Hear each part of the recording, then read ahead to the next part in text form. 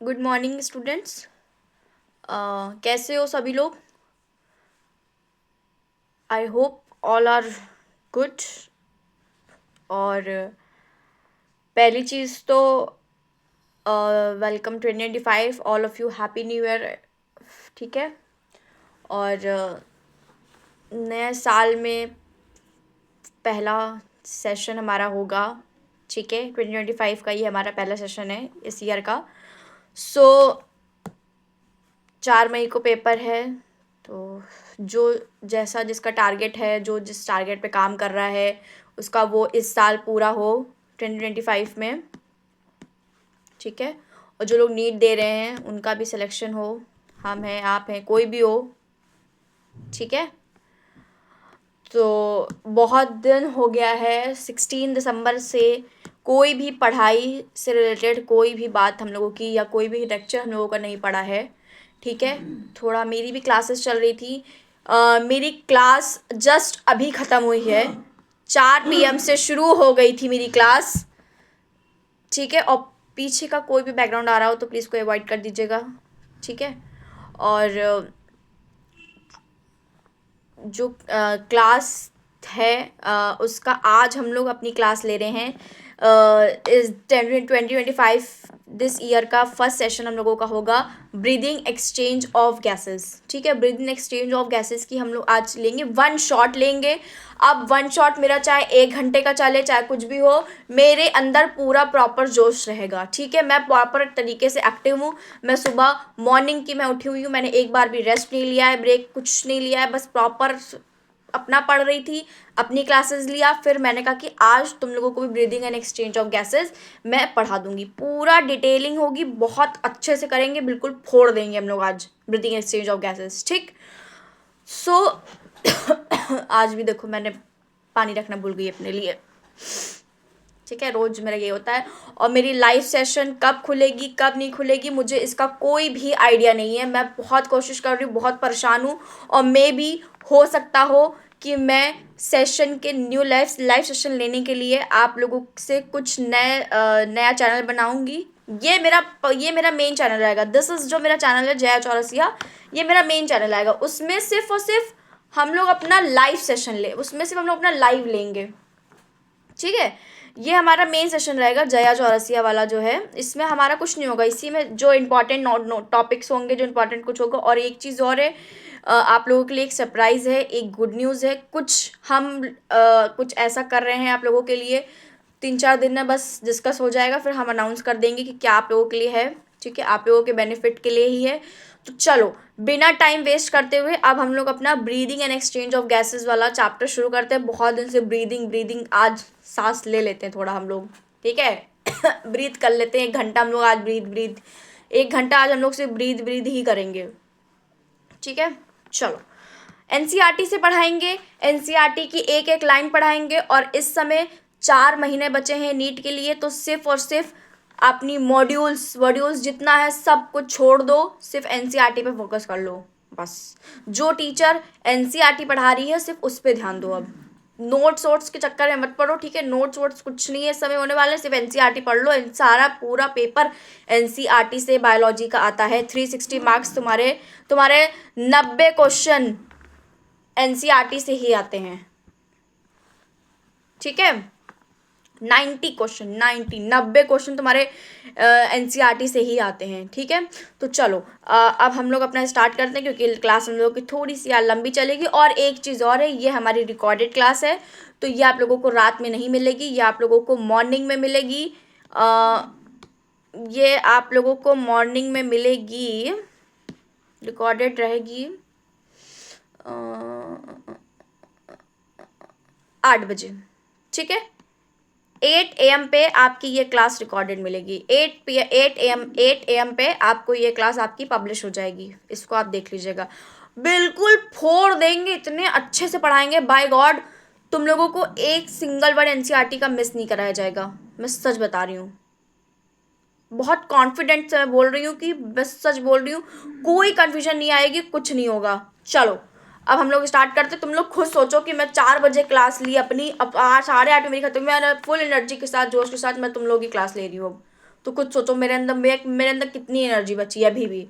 चलो अब हम लोग स्टार्ट करते हैं ब्रीदिंग एक्सचेंज ऑफ गैसेस। इसकी डीपीपी भेज चुकी हूँ, इसके नोट्स मैं भेज दूंगी जिनको चाहिए होगा, वैसे नोट्स की ज़रूरत नहीं पड़ेगी। चलो अब हम लोग अपना स्टार्ट करते हैं, ठीक है।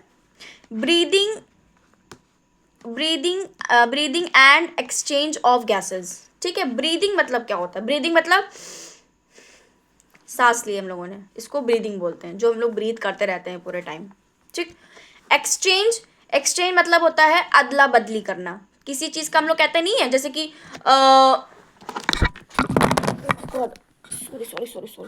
सॉरी क्या हो गया भाई,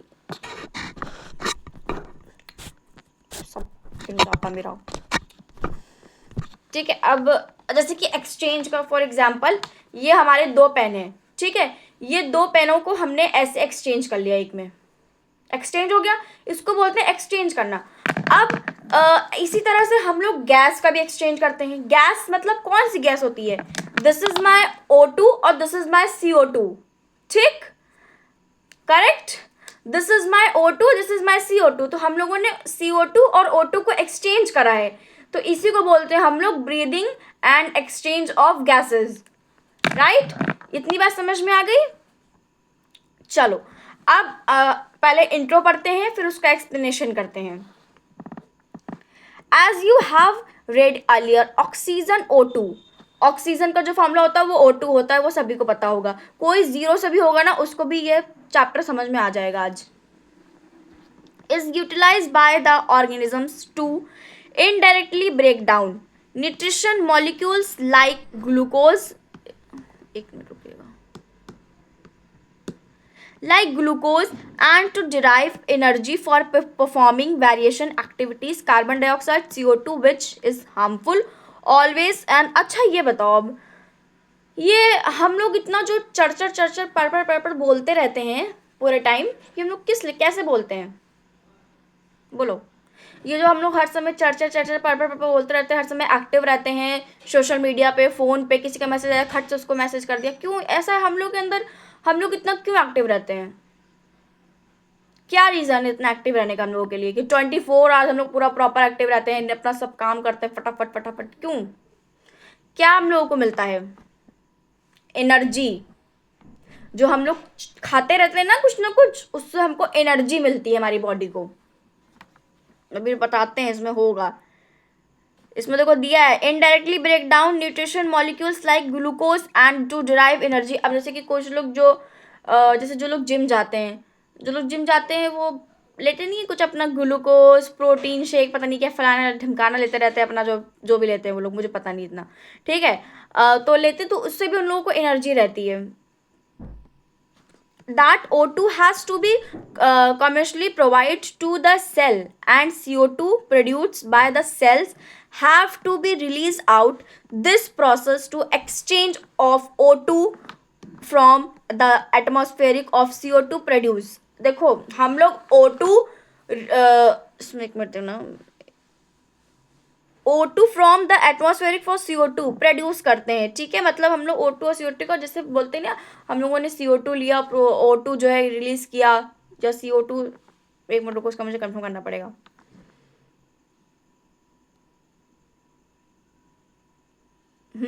CO2 रहते हैं और O2 रिलीज करते हैं, कंफ्यूज कर देते हैं।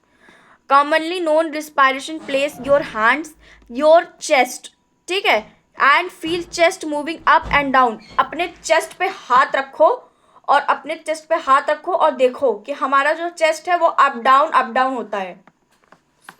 तुम लोग खुद 3D मॉडल्स हो मेरे, अपना खुद जब ये लेक्चर देखना तो तुम लोग खुद अपने में ऑब्जर्व करना, ठीक है। तुम लोग खुद 3D मॉडल्स हो मेरे।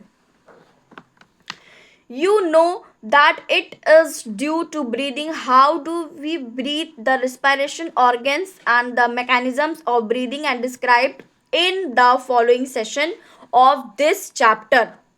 ठीक है, इस चैप्टर में हम लोग रिस्पायरेशन ऑर्गन्स के बारे में पढ़ेंगे पूरा, कि हम लोग कैसे सांस लेते हैं, या एनिमल्स है, इन्वर्टिब्रेट्स है, सब लोग अपना सांस लेते हैं, ऑर्गन सिस्टम उनका, रिस्पायरेटरी सिस्टम उनका कैसे वर्क करता है। चलो अब हम लोग आते हैं नेक्स्ट। प्लीज़ आप लोग अपनी अपनी एनसीईआरटी ओपन कर लीजिएगा, क्योंकि मेरे पास ऐसा कोई भी सिस्टम नहीं है कि मैं अपनी स्क्रीन दिखा पाऊँ, फलाना ढिमकाना कर पाऊँ। तो तुम लोग प्लीज़ अपनी एनसीईआरटी ओपन कर लेना, ठीक है। रिस्पायरेटरी ऑर्गन्स पढ़ते हैं। Mechanisms of breathing for among different groups of animals depending mainly on their habitats and level of organization lower invertebrates like spores, chordates, flatworm, etc. इसमें यह है कि जो मैकेनिज्म ऑफ ब्रीदिंग होते हैं, एनिमल्स डिफरेंट टाइप्स, जो animals हैं वो ब्रीदिंग डिफरेंट टाइप तरीके से करते हैं। Exchange O2 with CO2, exchange होता है O2 से CO2 का, ये चीज़ याद रखिएगा। By simple diffusion over their entire body surface, earthworm use their moist cuticles, जो अर्थवॉर्म होता है वो अपनी स्किन से ही सांस लेता है, तो उसको बोलते हैं मॉइस्ट क्यूटिलाइज, ठीक है। And insects have a network of tubes tracks. अब देखो अर्थवॉर्म बेचारा चिंटू सा तो होता है, एकदम छोटा सा, तो सोचा कि मेरे अंदर क्या ही तुम लंग्स वंग्स फेफड़े वेफड़े लाओगे, तो मैं अपनी स्किन से ही ले लेती हूँ सांस, स्किन से अपने सांस ले लूँगी, तो उसको बोलते हैं moist cuticles. Insects have a network of tubes, tracheal tubes, ठीक है। अब जो इंसेक्ट होते हैं उनके में नेटवर्क ट्यूब्स होता है, वो उसी से अपना सांस लेते हैं। ट्रैकिया ट्यूब्स होता है उनके में।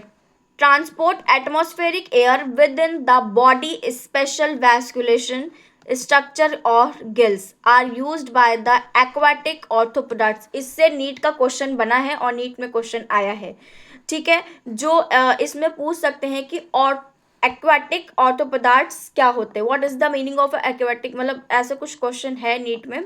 तो उसमें तुम लोग अगर जैसे कि अगर एक्वाटिक समझ लो कि अगर कहीं पे भी एक्वाटिक ऑर्थोपोड्स आ गया, तो एक्वाटिक मतलब होता है जो पानी में रहते हैं, ठीक है। तो पानी में गिल्स, इसमें उसमें तुम लोग हमेशा आँख बंद करके गिल्स में टिक करके चले आना।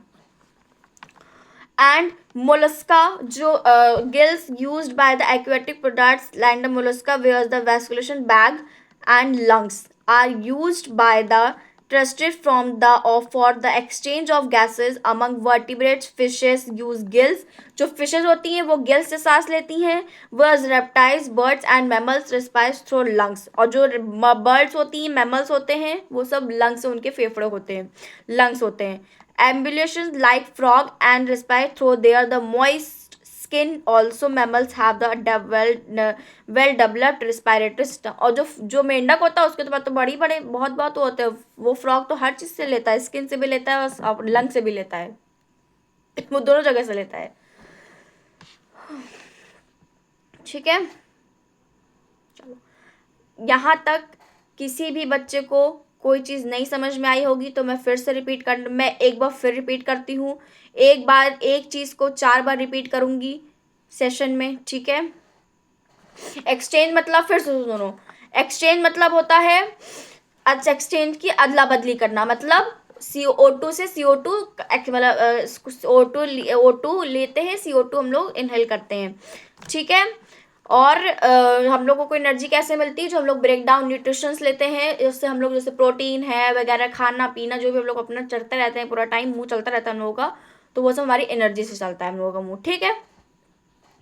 रिस्पायरेटरी ऑर्गन्स, फिर से सुनो, रिस्पायरेटरी ऑर्गन्स जो हमारे क्या कहते हैं, अर्थवॉर्म्स होते हैं, वो किससे सांस लेते हैं, मॉइस्ट क्यूटिलाइज से सांस लेते हैं। और जो फिशेज होती हैं वो गिल्स से सांस लेती हैं, फिशेज गिल्स। ऑर्थोपोड्स, जो ऑर्थोपोड्स होते हैं वो पानी में रहते हैं, पानी में कौन रहते हैं, फिशेज रहती हैं। फिशेज कैसे सांस लेती हैं, गिल्स से सांस लेती हैं। और बर्ड्स एंड मैमल्स लंग्स होते हैं उनके पास। और जो हमारे फ्रॉग होता है वो हमारा होता है, जो फ्रॉग है वो हमारा मॉइस्ट स्किन, ठीक है, वो अपनी स्किन से भी लेता है और रेस्पिरेटरी सिस्टम से भी वो फ्रॉग अपनी ब्रीदिंग करता है। यहाँ तक किसी को कोई दिक्कत हो कमेंट सेक्शन में कमेंट कर देना, लाइव सेशन नहीं चल रहा है, ठीक। चलो अब आते हैं ह्यूमन रिस्पायरेटरी सिस्टम। 5 मिनट रुको, जरा सा हम पानी ले आए ना, मेरा गला चला जाएगा 1 घंटा।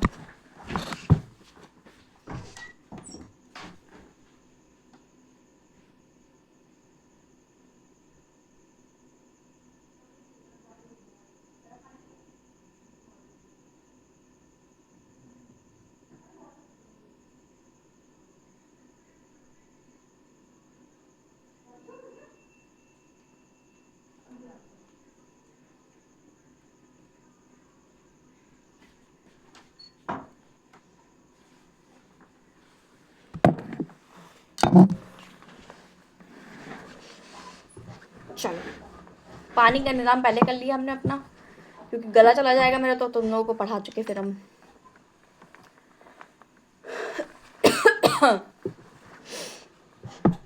और कमेंट सेक्शन में कमेंट करके आप लोग बताइएगा कि आप लोगों का न्यू ईयर कैसा गया, ठीक है।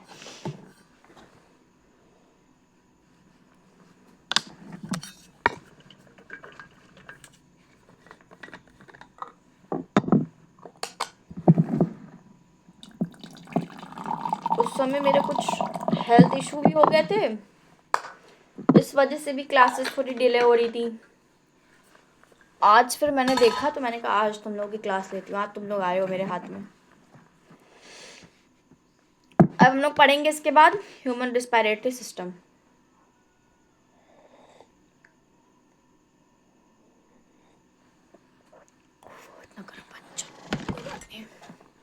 चलो चलो चलो चलो चलो चलो चलो चलो चलो चलो स्टार्ट करते हैं अपना human respiratory system. Human respiratory system, हम लोग हमारे 3D मॉडल्स शुरू हो जाओ।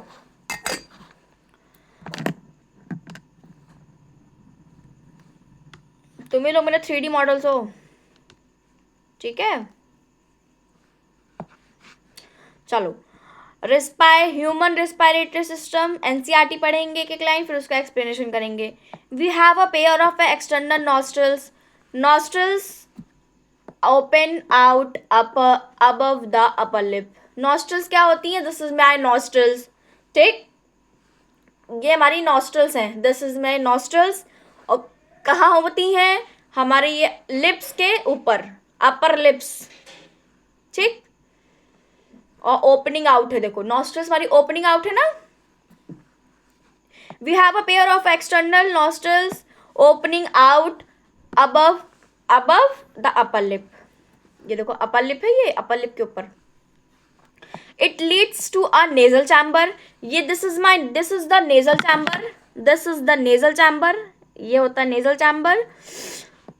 The nasal passage, this is the nasal passage, the nasal chamber opening into the pharynx। और जो nasal chamber होता है वो opening the pharynx होता है। A position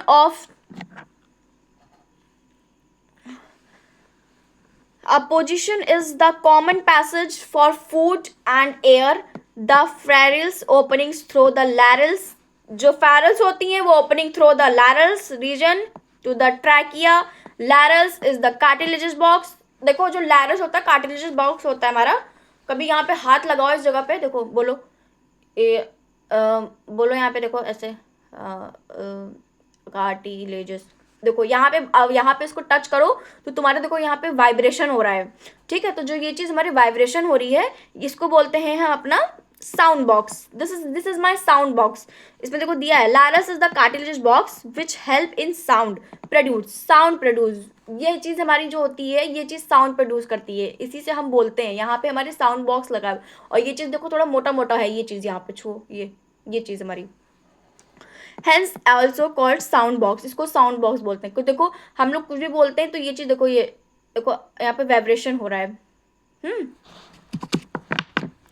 During cellular growth can be covered by a thin elastic cartilaginous film called epiglottis to prevent the entry of food into the larynx trachea। each a straight tube entry above। एक हमारा straight tube होता है, this is हमारा straight tube। और ये कभी भी हमारा आगे नहीं होता, दिस इज माई पीछे, ये हमारे बैक साइड में होता है इस जगह पे, ठीक है। और to the mid thorax cavity, ठीक है। Thorax, mid thorax cavity, which divide at the level of fifth thorax vertebra. Fifth thorax हमारी कहाँ होती है, देखो तुमको दिखाते हैं, देखो this is my fifth thorax, इसको बोलते हैं, ये जो यहाँ पे होती है ना, यहाँ पे हमारी फिफ्थ थॉरेक्स और यहीं पे हमारी वर्टिब्रा भी होती है। फिफ्थ थॉरेक्स में हमारी वर्टिब्रा होती है, दिस यहाँ पे होती है वर्टिब्रा हमारी, ठीक। फिफ्थ थॉरेक्स में हमारी वर्टिब्रा होती है बैक साइड में, जो हमारी स्पाइनल, ये जो मेरी स्पाइनल कॉर्ड होती है ना, ये स्पाइनल कॉर्ड से ही नीचे हमारी फिफ्थ थॉरेक्स वर्टिब्रा यहाँ पे फिफ्थ होती है, ठीक। अब नेक्स्ट देखो, into a right left primary bronchi, each bronchi undergoes repeated division into the secondary tertiary bronchi and bronchi entry from the. अब देखो, जैसे कि हम लोग कहीं बाहर जाते हैं घर से, तो हम लोग अपना घर का दरवाज़ा तो हम लोग 2 बार चेक करते हैं, 2 बार ताला देखते हैं ना, मम्मी जाती है 2 बार चेक करती है ना ताला, बंद है कि नहीं बंद है सही से।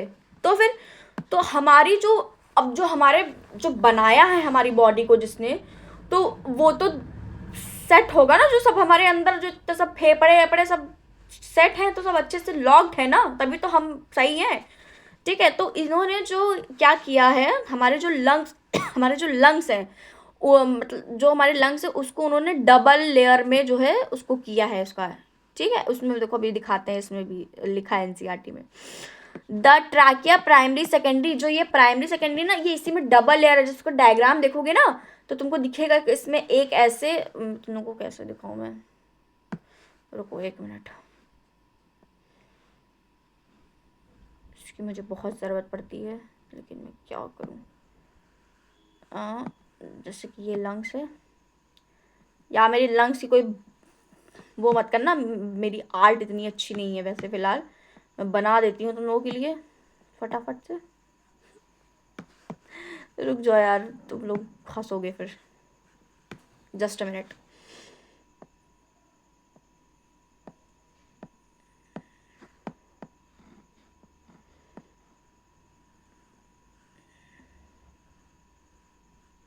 अरे मैं टाइम क्यों वेस्ट कर रही हूँ, एनसीईआरटी भी दिखा देती हूँ सीधे।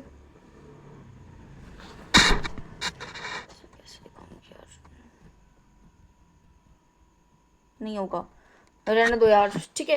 एनसीईआरटी में देख लेना तुम लोग, क्योंकि मोबाइल से और थोड़ा दिक्कत हो रहा है, प्लीज़ यार थोड़ा अंडरस्टैंड हो उस समय। Bronchi and the inertial bronchi supported, bronchioles are supported by the important cartilaginous rings each. इसमें देखो रिंग्स बनी है उन्होंने जैसे हम लोग स्क्रू करते हैं, उन्होंने ऐसे ऐसे रिंग्स बना दिया उसमें। Terminal bronchi gives a rise number of very thin, बहुत ही थिक तरीके से उन्होंने इसको सेट किया कि हमारा लंग्स कहीं से भी, जो हम लंग्स से अपना सांस लेते हैं, वो कहीं से टस से मस और कहीं से हिले डुले ना, वरना फिर बहुत ही ज़्यादा दिक्कत हो जाएगी हमारी बॉडी को। तभी तो हमारे सारे बिल्कुल फिट है ना, बिल्कुल कहीं से हिलता डुलता नहीं है। As vascular bag like structure, ये एक बैग लाइक स्ट्रक्चर है, कॉल्ड एल्वियोला, एक बैग के अंदर हमारा लंग्स है समझ लो, ठीक है। The branchy network to the bronchi bronchioles alveoli compares the lungs. Figure 17.1, जब फिगर 17.1 आप लोग देखेंगे तो आप लोगों को उसमें खुद ब खुद समझ में आ जाएगा, और एनसीईआरटी जब थोड़ा अपने आप पढ़ोगे, मैं तो पढ़ा ही रही हूँ, खुद भी पढ़ोगे। Which are the covered by a double layers pulmonary with pulmonary fluids between them. It reduces friction on the lung surface. The outer pulmonary membrane is in close contact with the thorax. ठीक है, जो contact है वो हमारा thorax, this is thorax से हमारा जो है अटैच है, ठीक है। चलो यहाँ तक समझ में आ गया ना, फिर से चलो सुनो, क्या बोला मैंने, nostrils, this is my nostrils, कहाँ पे अटैच है नॉस्ट्रल्स, अपर लिप्स के ऊपर, और नेजल चैम्बर दिस, फाइलेंस अंदर हमारे ओपन होता है, फाइरल्स, ठीक है।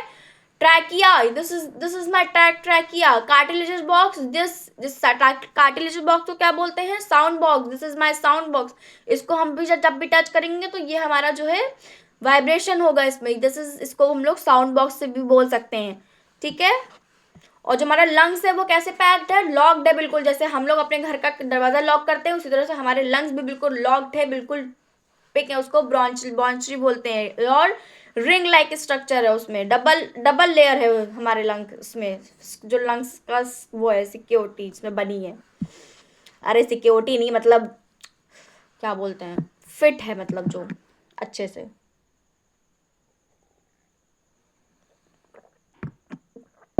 ठीक है, चलो।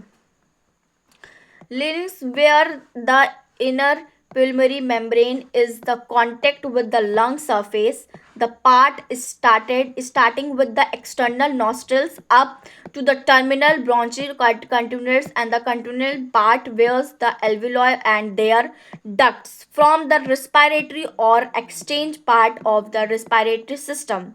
The plant transport atmospheric air and the alveoli airs and the film particles, humidity and the air to body temperature, external and the external diffusion O2 and CO2 between blood and atmospheric air. अच्छा तुम लोग ये बताओ, अब जैसे बहुत बच्चे होते हैं ना, बस अपनी ऐसे से करा करते हैं, अब बैठ के कर रहे होंगे। तो ये जो हमारे जैसे कि हम लोग बाहर जाते हैं तो जो हमारे जो इतना डस्ट चिपक जाती है हमारे नॉस्ट्रल्स में अंदर, उसको देखा है जो हमारे ब्लैक ब्लैक, ये देखो ये ब्लैक ब्लैक हमारे अंदर छोटे छोटे हेयर्स होते हैं। तो वो हेयर्स क्यों होते हैं हमारे, वो हमारे हेयर इसलिए होते हैं कि हमारे डस्ट को वो अंदर न जाने दें। ठीक है, जो हम लोग सांस लेते हैं तो जो हमारे नॉस्ट्रल्स के अंदर जो हमारे हेयर्स होते हैं, तो जो तुम लोग जो दिन भर उंगली डालते रहते हो अपनी नोज में, तो वो चीज जो है मतलब तुम लोगों की बाहरी मतलब रहती है, मतलब वो तुम लोगों के अंदर नहीं जाती है डस्ट, मतलब इसीलिए हमारे हेयर्स होते हैं। तो ह्यूमिडिटी सब एयर्स इतना बाहर जाता है, इतना डस्टली हो जाता है, हम लोग कहते हैं नहीं हम लोग बाहर जाते हैं बहुत डस्ट होगी, बहुत ज़्यादा एयर चिपक गई, तो वो इसीलिए होती है। और वो नॉस्ट्रल्स हमारे अंदर नहीं जा पाती क्योंकि हमारे जो छोटे छोटे हेयर्स होते हैं उन्हीं में रहती है, ये उसी में चिपक जाती है। यहाँ तक कितनी बात समझ में आ गई। Next, the lungs are the situated in the thorax chamber which is the automatically and the air tight chamber. जो हमारे लंग्स हैं वो secured and the thorax chamber में है, which is the automatic and the air tight chamber. The thorax chamber is a formed dorsal by the vertebral column, ventricle by the sternum. क्या मतलब हुआ इसका, what is the formed the dorsal by the vertebral column, vasculation by the sternum, bleeding by the ribs and on the lower side by the dome shape। ठीक,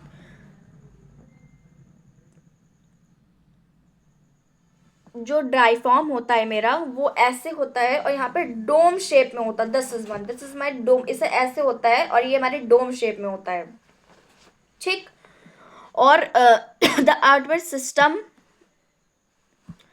system lungs and the thorax is any change volume of a thorax cavity will be reflected in the lungs pulmonary cavity, such and the arrangement and the exceptional for the breathing and the we cannot directly after the pulmonary volume। ये जो NCERT page number एक में जो page number 270 है, ये तो new NCERT, अपनी old NCERT में देख लेना चैप्टर, जहां पे ये लिखा होगा respiration involves the following step. यहाँ से नीट में 101% क्वेश्चन आएगा, 101% क्वेश्चन आएगा, याद कर लो मेरी बात, आएगा जरूर ये क्वेश्चन। फिर पढ़ लेके जरूर जाना, ये मत कहना कि मैम ने बताया था, दीदी ने बताया था, मैंने पढ़ के नहीं गई थी। खुद याद करोगे जब पेपर दे के आओगे तो। चलो बताते हैं, जो respiration involves the following steps हैं उसको मैं पढ़ रही हूँ, उसको देखो। Breathing of pulmonary ventilation by which atmospheric air is drawn in, the CO2 rich alveoli air is released out. Second, diffusion of gases O2 and CO2 across alveoli membrane. Third, transport of gases by the blood, जो transport करते हैं gases वो by the blood से। Fourth, diffusion of O2 and CO2 between blood and tissue. Utilized of a O2 by the cells, catabolic reaction and the resulting and release of CO2 cellular respiration as the dealt in the chapter 14. इसको हम लोग chapter 14 में पढ़ेंगे, ठीक है. चलो, ये line ये ज़रूर से ज़रूर इसको पढ़ के जाना. मैं बोल रही हूँ, मैं रिमाइंडर फिर से लगा रही हूँ. मैं तुम लोगों को कैसे दिखाऊँ अब ये कोशिश करती हूँ. एक मिनट रुक जाओ, तुम लोगों को दिखेगा ही नहीं. रुको यार, ये वाली लाइन में बता रही हूँ. मेरा फ़ोन, ये जो लाइन दिख रही है ना, ये 3 लाइन जो लिखी हैं, इस पे ज़रूर तुम लोग पढ़ के जाना ये चीज़, ठीक.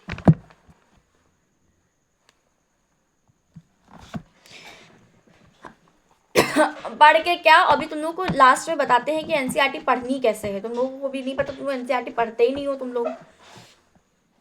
मैकेनिज्म्स ऑफ ब्रीदिंग अब पढ़ेंगे. मैकेनिज्म ऑफ ब्रीदिंग, मैकेनिज्म मतलब क्या होता है, what is the meaning of mechanisms. कैसे ब्रीथ करते हैं उसको बोलते हैं मैकेनिज्म्स. अब तो एक्सचेंज करा लिया है, अपने अंदर देख लिया है कि कैसे कैसे पार्ट्स होते हैं. अब मैकेनिज्म की बारी आती है कि हम लोग मैकेनिज्म कैसे करते हैं. मैकेनिज्म मतलब what what what what mechanism, वही बताया मैंने. मैकेनिज्म मतलब अब मैकेनिज्म किसी चीज़ को, जैसे कुछ काम करते हो तो मैकेनिक को बुलाते हो ना, तो वो बनाता है ना, तो इसी तरह मैकेनिक. अब इसमें मैकेनिज्म है कि मतलब कैसे ब्रीथ करते हैं, क्या होता है क्या, ठीक है. इन रिस्पायरेशन क्या होता है, एक्सपायरेशन क्या होता है. सबसे मेन तो यही है, इन रिस्पायरेशन एक्सपायरेशन. बहुत मजा आने वाली आज. चलो, ब्रीदिंग इन्वॉल्व 2 स्टेज. जो ब्रीदिंग होती है वो हमारी 2 स्टेज में होती है. Inspiration during which atmospheric air is drop in the expiration. अच्छा बताओ, मैं जो मुझे ऑब्जर्व करना और मुझे देखना कि मैं क्या कर रही हूँ. देखना,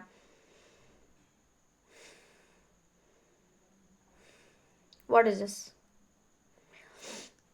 मैंने ऐसे ये किया.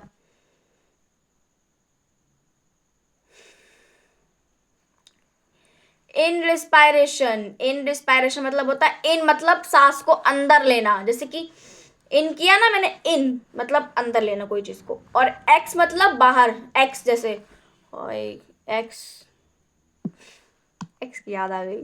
चलो अच्छा, ठीक है. एक्सपायरेशन मतलब बाहर, बाहर निकालना. एक्स मतलब एक्सपायरेशन. इंस्पायरेशन मतलब होता है, इंस्पायरेशन मतलब होता है अंदर लेना.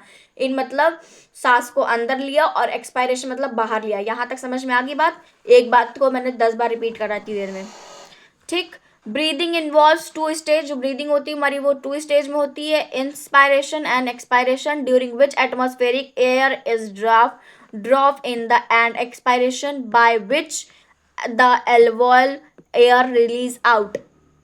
एल्विलॉय एयर से हम लोग इसको रिलीज आउट करते हैं. The movement of air into and out the lungs is carried out by the creating a pressure gradient between the lungs and the atmospheric inspiration can occur in the pressure within the lungs intrapulmonary pressure.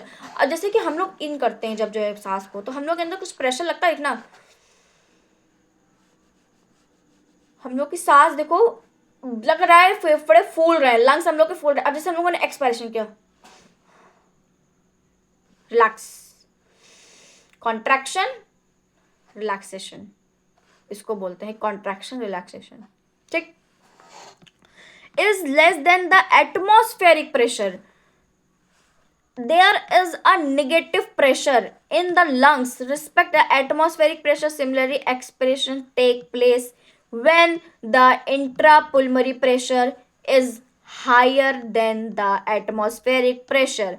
The diaphragm are especially set of muscles external and intercostal between the ribs helps in the generation is such gradient in respiration indirectly by the contractions of diaphragm which increase the volume of a thorax chamber in the anteroposterior axis. The contraction of external intercostal muscles lift up in the rib and the. अभी NCERT पढ़ा रहे हैं, अभी explain करेंगे, हंगामा मत करना क्यों आपने एक्सप्लेन नहीं किया।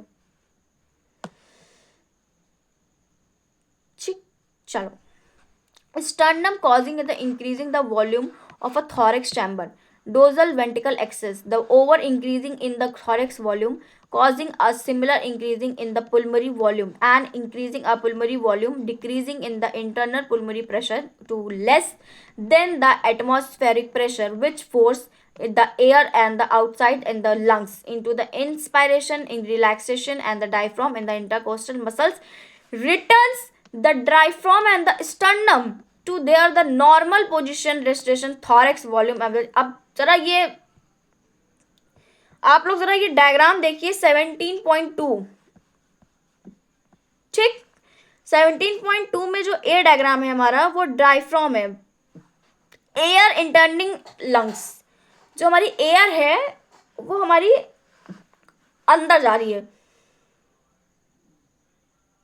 अंदर जाती है। जो डायफ्राम कैसा होता है हमारा, कंट्रास्ट नीचे जाता है, और जब बाहर जाती है हमारी तो ऊपर। Diaphragm relaxation and the constant up down. Volume इसमें तो कुछ भी वैसे नीट में नहीं आएगा, जहां पे आएगा क्वेश्चन मैं बताती हूँ, वहां जहां से क्वेश्चन नीट में आना होगा।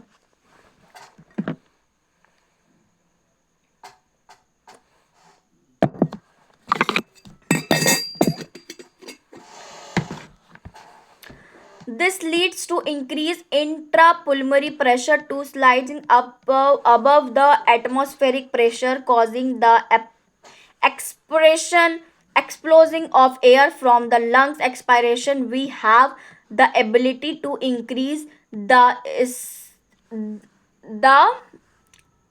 strain of inspiration and expiration within the help of the additionally muscles in the abdomen on। देखो जब हम लोग सांस लेते हैं तो हमारी एब्डोमेन तक दर्द होती है, देखना। देख अब सुनो, असर जा रहा है ना हमारे एब्डोमेन तक। अब रिलैक्सेशन से लेंगे, relax. On an average a healthy human breath, जो हेल्दी, ये नीट में क्वेश्चन आ सकता है, ये क्वेश्चन नीट में आ सकता है। हेल्दी ह्यूमन ब्रीथ्स कितने टाइम ब्रीथ करते हैं healthy human? 12 to 16 times per minute. 12 से 16 बार पर मिनट ब्रीथ सांस लेते हैं। The volume of air involve in a breathing movement can be the stimulated by the using a spirometer. Spirometer भी NEET में क्वेश्चन आएगा, 100% आएगा। Which helps in clinical assessment of पुलमरी function, respiratory volume and capacities. ये बेटा पूरा one shot है, ठीक है, और ये पूरा वन शॉट है। ठीक, अभी कितना बचा है जरा देखते हैं।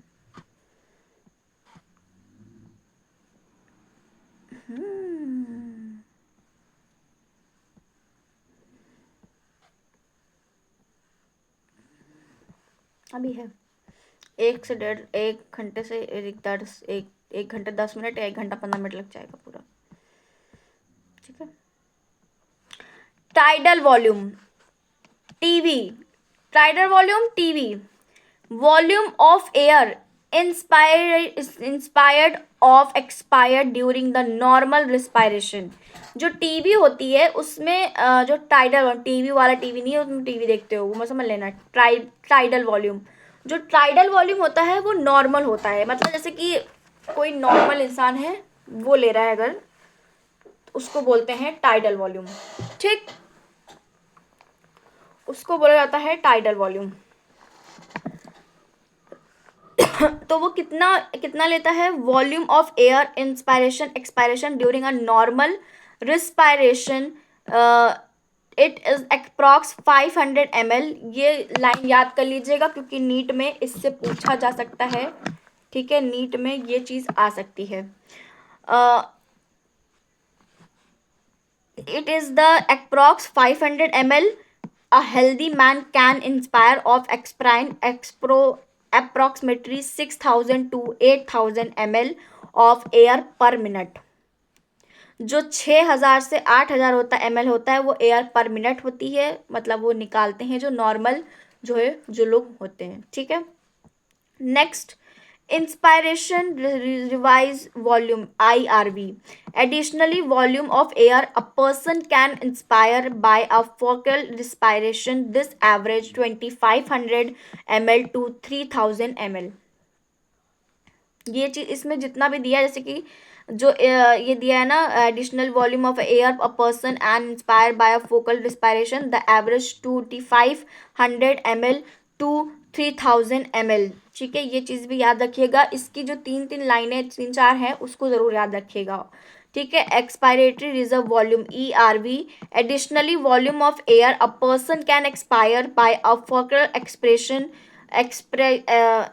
expiration the average 1,000 ml to 11,000 ml. Expired क्या होती है? एक्सपायर्ड मतलब जो एक्सपायर्ड बाहर निकालना। 100,000 1,000 टू 1,100 ml हम लोग इतना हम लोग पढ़ते हैं वॉल्यूम एक्सपायर, ठीक है।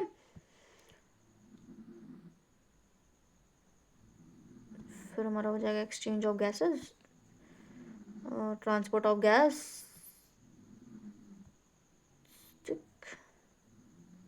फिर हमारा बहुत बचेगा डिसऑर्डर्स, खत्म हो जाएगा 1 घंटे में। 1 घंटे से 5 मिनट 10 मिनट लग सकता है, ठीक है।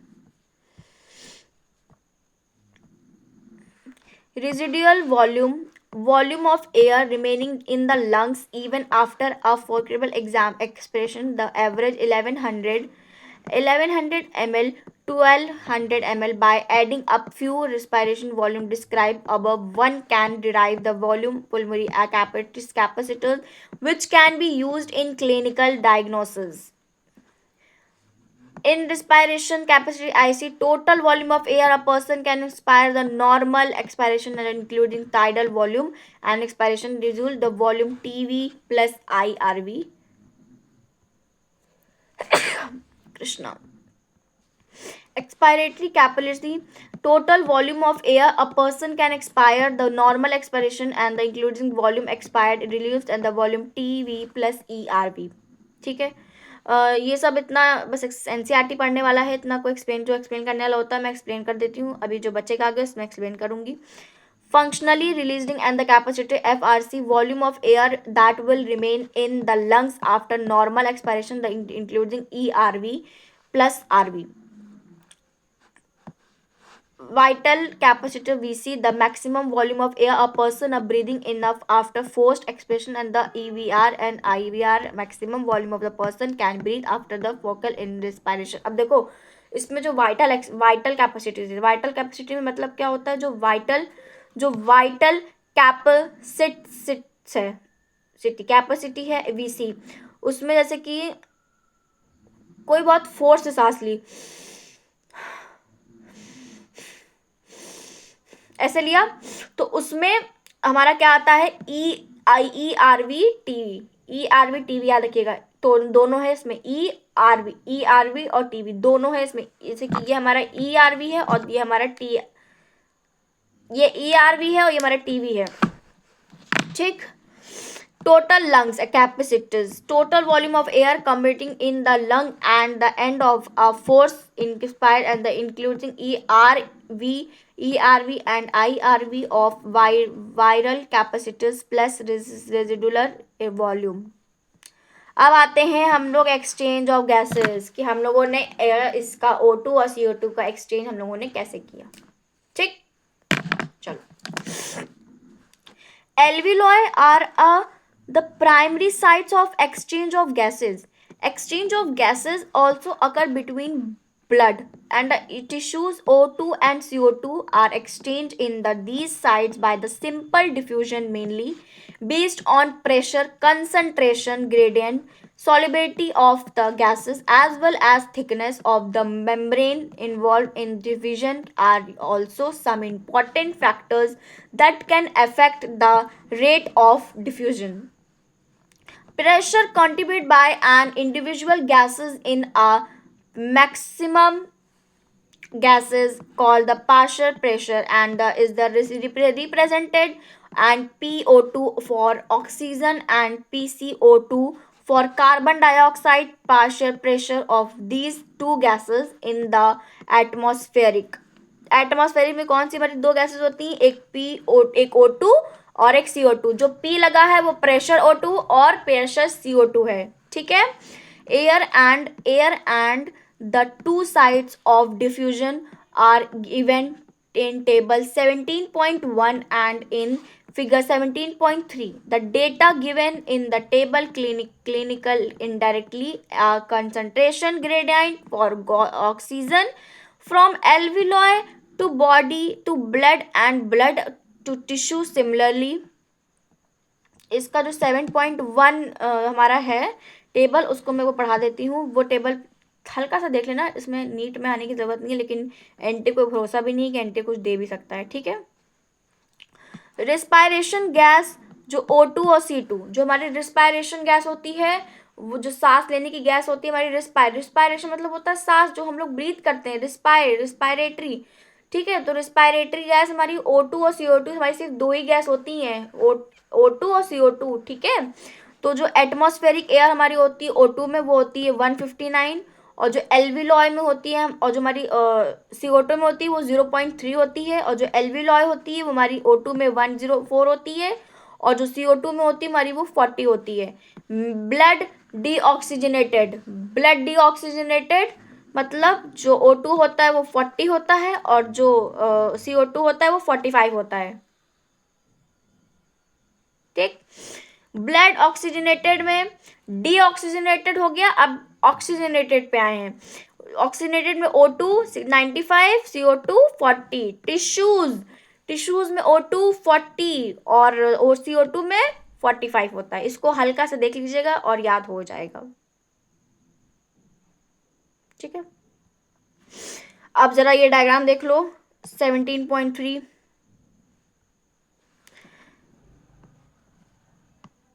इन रेस्पायरेटरी और एक्सपायरेटरी एरिया. ठीक है. एल्विलॉय, इसको जब इसका मैं वीडियो बना के डाल दूंगी 30 सेकंड का, समझा देंगे. तो वीडियो होनी चाहिए ना सामने इसमें. ठीक है. बोलूंगी मैं पर तुमको वीडियो दिखेगी इसमें. A gradient is the presence of CO2 in the opposite direction from the tissue to body and the blood to alveoli, as the solubility of CO2 is the 20-25 times higher than that O2, and the amount of CO2 and diffusion through the diffusion membrane per unit diffusion in the partial pressure is much higher comparing to that of O2. The diffusion membrane is there are three major layers में होती हैं. ठीक है. diffusion namely and the thin spiro epithelium and alveoli, the endothelium, alveoli capillaries, the basement of the substance in between them. However, its total thickness to it's much less than a millimeter. Therefore, all the factors and our body are variable for the diffusion of O2 from alveoli to tissue and their CO2 from tissue to alveoli. Transport of gases. Blood is the medium. अब इसमें आते हैं transport of gases में. Transport में देखो, blood is medium the transport of O2 and CO2. About 97% of O2 is the transport by RBC in the blood. The remaining 3% of the O2 is carried in the dissolving state through the plasma. Nearly 20-25% and CO2 is the transport of RBC, where the 70% it is the carry and the bicarbonate. About 7% and CO2 is carried in a dissociation state through plasma. Transport of oxygen, उसका blood का gas, sorry transport हम लोगों ने gas का पढ़ा है, अब हम लोग ऑक्सीजन का पढ़ रहे हैं. ठीक है. ऑक्सीजन में ज़रा ये ग्राफ देख लो तुम लोग ज़रा सा, oxygen of dissociation curve graph. ठीक है. इसमें देखो percentage of situation of the haemoglobin with the oxygen. ठीक है. तो जो इसमें ग्राफ बना हुआ है ना, ये partial pressure of oxygen of MMH का ग्राफ है. ठीक है, कैमरा 0 से ऐसे ऐसे इसमें गया, इसको हम समझा, इसमें देखो पहले एनसीईआरटी पढ़ देंगे, उसी में होगा, उसको देखते हैं और अभी लास्ट में बताते हैं तुम लोगों को फिर हम पूरी बात। Haemoglobin is a red coloured, haemoglobin हमारा रेड कलर का होता है, सबको पता है। Containing pigment present in the RBC and O2 behind the haemoglobin is a reservoir member to from oxy hemoglobin. Each hemoglobin molecule can carry maximum of 4 molecules of O2. जो हमारा molecules होता है वो हमारा कम से कम मैक्सिमम 4 molecules of O2 के बराबर होता है. Binding oxygen with the hemoglobin is a primary and the related partial pressure O2, partial pressure of CO2, hydrogen ion concentration and the temperature are the other factors which can interface which is with this the behind a sigmotic curve and obtaining when the percentage situation the hemoglobin with O2 is the plotting arrangement PO2 and the called the oxygen deoxygenation curve and higher using of a study effect of factor like PCO2 H plus concentration ATC behind O2 with the hemoglobin in the alveoli where there and the high PO2 lower PCO2 less than H plus concentration and the lower temperature and the factors variable formation of the oxygen hemoglobin and the inside the PO2 मतलब हमने क्या बताया था pressure oxygen और high pressure CO2 P का मतलब confuse कई minute होता ना P का मतलब प्रेशर होता है प्रेशर O2 और pressure CO2 high concentration higher temperature and the condition favorable for the dissociation of oxygen from the oxygen hemoglobin. This clearly indicates that CO2 gets bound to the hemoglobin in the lungs and such and gets dissociation at the tissue. Ever 100 ml of oxygenated blood can deliver about around 5 ml of O2 to the tissue under normal physiological condition. चलो फटाफट से आते हैं, अब पढ़ते हैं transport of carbon dioxide. Transport of the carbon dioxide, उसके बाद फिर डिसोसिएशन चैप्टर हमारा खत्म वन शॉट में. CO2 is a carry by a hemoglobin or the combining hemoglobin amount of 20-25%. इससे नीट का क्वेश्चन बन सकता है. ठीक है, कार्बोनिक हीमोग्लोबिन अबाउट पूछ सकते हैं what is the haemoglobin carbonic haemoglobin about, तो उसका तुम डाल देना 20-25%.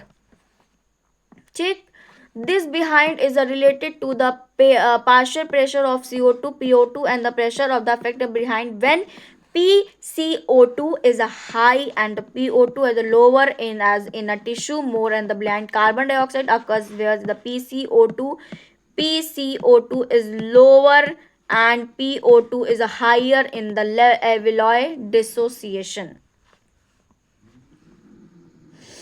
of CO2 from the carbonic hemoglobin take place of CO2 which is the bound of hemoglobin from the tissue delivery of the alveoli RBC contain a very high concentration of the enzymes carbonic aldehydes and the mixed quality and the states the present in the plasma to the enzyme facilitate the following reaction in the both direction.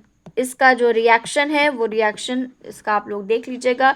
CO2 plus H2O carbon dioxide carbonic aldehydes HCO3 H plus H2CO3 at the tissue sites of the partial pressure is CO2 is high due to the catabolism CO2 diffusion in the blood RBC and plasma and the form of HCO3 H plus and the alveoli PCO2 का बार बता रहे हैं pressure CO2 is a lower the reaction pursued in the atmospheric direction leading to the formation of CO2 at H2O that CO2 trapped bicarbonate at the tissue level at the transport to the alveoli releasing out the CO2 every 100 ml.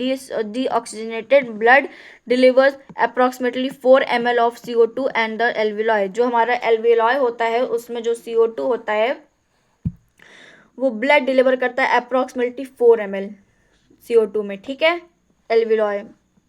अब आते हैं regulation of a respiration. Regulation of a respiration, human beings offer significant ability of to maintain moderating that the respiration rhythm and the pursuit and the demands of the body tissues. This is done by the neurally system of a apprehension center present and the medulla region of the brain called and the respiration rhythm of the response for the this regulation and another center of the bones relation the brain called the pulmonary tax center and moderate functions to the respiration rhythm center neural signal and the center the reduced duration respiration are there the respiration rate and the chemosensitive are at the adjust and the rhythm which is the higher sensitive of CO2 and hydrogen ions and the increasing the substance can activities and century which in the turns and the rhythms and makes necessary arrangement in the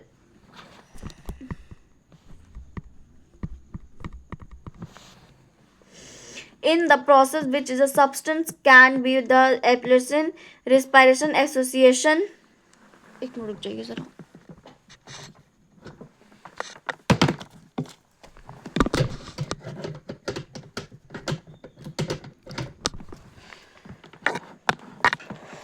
एक minute रुक जाइएगा.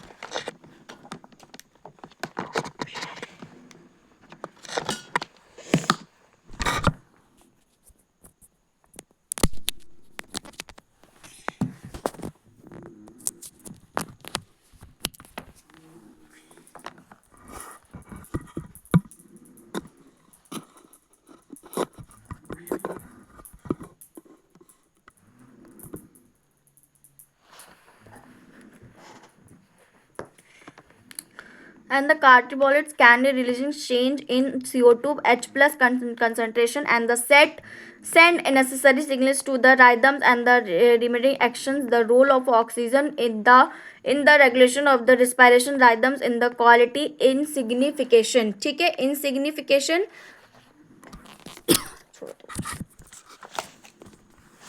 इनसिग्निफिकेशन. अब यहाँ तक इतना हो गया है. Last but not the least, dissociation of a dissociation of respiratory system आते हैं. ठीक है, डिसोसिएशन रिस्पायरेटरी सिस्टम पे. अस्थमा. अस्थमा पता है ना, जो पेशेंट फुसफुस करते रहते हैं अपने.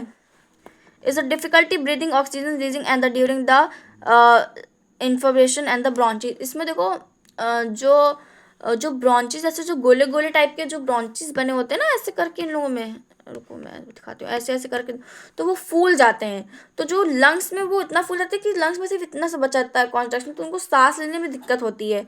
ठीक है, तो उनकी जो ब्रॉन्चीज होती जो ब्रॉन्चाइज होते हैं वो ब्रोंक्लोइज जो है उनकी बहुत फूल जाती हैं, तो उनको ब्रीथिंग नहीं. तो अस्थमा का वही फुसफुस करते हैं, बहुत दिक्कत होती है उन लोगों को जो है, जैसे उससे एयर से या बाहर डस्टी पार्टिकल से बहुत ज़्यादा यार उनको दिक्कत होती है. बंद बंद में सफोकेशन होती है. ऐसे मुँह सांस लेते हैं पर सांस पूरी प्रॉपर ले नहीं पाते. ऐसे ऐसे ऐसे सांस देखो, सांस ऐसे लेते हैं वो लोग ऐसे. अस्थमा वाले जो पेशेंट होता है वो. Emphysema is the called dissociation in which alveoli falls are depression due to the which the respiration surface of decreasing one of the major causes of the carcinogen smoking. जो उनका जो respiration surface होता है वो damage हो जाता है उनका लंग्स, इसलिए क्योंकि उनको उसमें स्मोकिंग करने से उनको बहुत ज़्यादा ही स्मोकिंग करते हैं जो लोग, तो उनको प्रॉब्लम होती है. ठीक है, चलो आप लोगों का ये चैप्टर ख़त्म हो गया है. वन शॉट मैंने ले लिया है इसका. ठीक है, breathing and exchange of gases का. मेरे अंदर अब बिल्कुल भी एनर्जी नहीं बची है. ठीक है, जितनी एनर्जी थोड़ी बहुत बची थी वो मैंने तुम लोग के अंदर लगा डाली अब. ठीक, अब मेरी बात आप लोग ध्यान से सुन लीजिए. ये चैप्टर मैंने पूरा वन शॉट लिया है. अगर इस चैप्टर में आप लोगों को कोई भी दिक्कत हो मेरे तरफ से या मेरा पढ़ाया हुआ या कोई भी दिक्कत हो, कोई भी प्रॉब्लम, कुछ भी समझ में ना आए अगर, तो आप लोग मुझसे पूछ सकते हैं. कमेंट सेक्शन में कमेंट कर सकते हैं और मेरी मेल पे मुझे मेल भी कर सकते हैं. ठीक है, और प्लीज़ कमेंट सेक्शन में कमेंट करके ज़रूर जाइएगा कि आपको ये लेक्चर कैसा लगा. ठीक है। और अगर इतना कमेंट कर दीजिएगा ज़्यादा से ज़्यादा लोग, और लाइक कर दीजिएगा, ठीक है। जो लोग चैनल पे नए हैं, जो चैनल को पहली बार देख रहे हैं, वो प्लीज़ चैनल को सब्सक्राइब कर लेना, ठीक है। और बस तुम लोगों से क्या मांग रही हूँ, कुछ नहीं मांग रही हूँ, बस चैनल को सब्सक्राइब कर लेना, सेशन को लाइक कर लेना और कमेंट सेक्शन में कमेंट कर देना, बस इतनी सी तुम लोगों से चीज़ मांग रही हूँ, ठीक है। और एक चीज़ मैं और कहना चाहती हूँ आप लोगों से, और इसके बाद जो हम चैप्टर पढ़ाएंगे, नेक्स्ट चैप्टर हमारा होगा लोकोमोशन एंड मूवमेंट्स। बहुत अच्छे तरीके से पढ़ाया जाएगा उसमें हम लोग एस्केलेटन के बारे में पढ़ेंगे, पूरा एस्केलेटन क्या होता है, ठीक है। एस्केलेटरी सिस्टम क्या पढ़ेंगे, पूरा बोन्स, पूरी हड्डी, सब उसका स्कल सब पूरा हम लोग कर डालेंगे, पूरा उसका ऑपरेशन, ठीक। चलो, यहाँ तक किसी को कोई दिक्कत नहीं होनी चाहिए मेरे ख्याल से। मैंने breathing and exchange of gases पहली बार इतना एक्सप्लेनेशन करके थोड़ा करा है कोशिश, ठीक है। यहाँ तक कोई दिक्कत हो प्लीज़ कमेंट सेक्शन में कमेंट कर दीजिएगा। ये आपका 1 शॉट है और ये आपको सुबह 8 बजे मिलेगा लेक्चर, ठीक है। 8 AM पे आपको लेक्चर आपका मिलेगा। सो प्लीज़ कमेंट सेक्शन में कमेंट कर दीजिएगा, कोई भी लेक्चर ना समझ में हो। और इसके बाद जो होगा वो भी 1 शॉट होगा, वो आपका लोकोमोशन एंड मूवमेंट होगा, उसको भी हम लोग पूरा फोड़ देंगे, ठीक। So thank you so much all of you, bye bye, take care, जय हिंद।